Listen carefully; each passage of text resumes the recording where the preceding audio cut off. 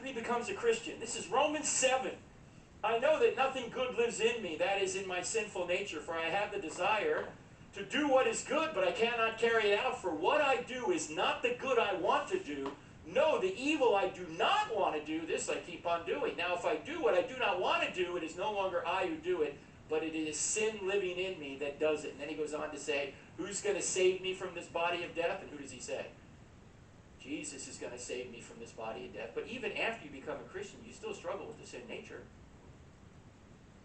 Now, what we're going to talk about in this session, last time we talked about identity, what we're going to talk about is freedom. Who do you trust? Do you trust the culture's definition of freedom or Jesus and the apostles' definition of freedom?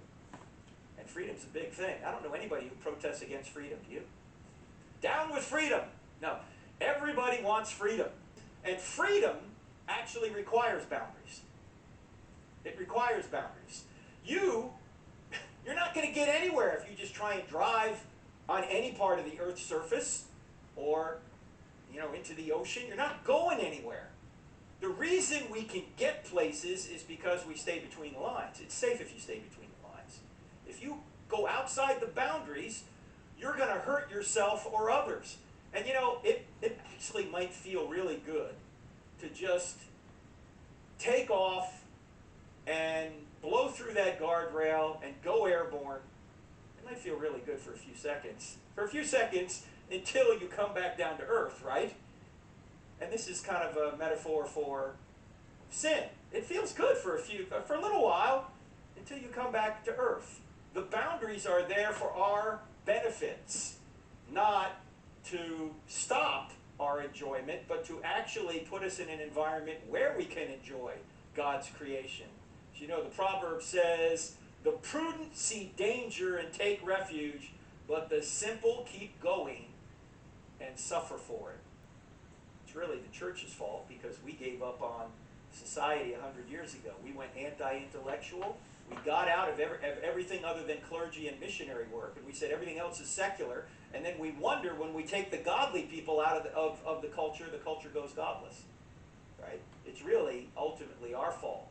Freedom requires restraints. Freedom, our ability to do what we want to do, requires restraints. Think about it this way. Freedom from all restraints ultimately leads to death. If you just decided that you were going to have no restraints in life at all, you're going to be dead in very short order. On the other hand, living by the right restraints gives you freedom to live life more abundantly. Everyone in here has restraints on your relationships, don't you? You don't have sex with just anybody. Now, some people try that, and what happens to them?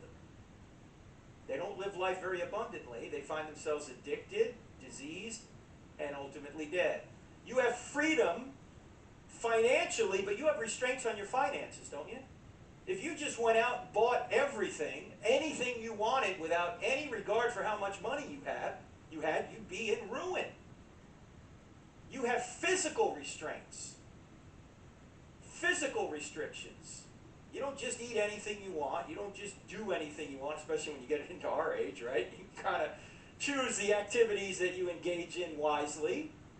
You know that there are physical restraints on you. And if you don't obey those physical restraints, you are not going to live an abundant life. So everybody has to choose certain restraints because we live in a fallen world. We're not indestructible.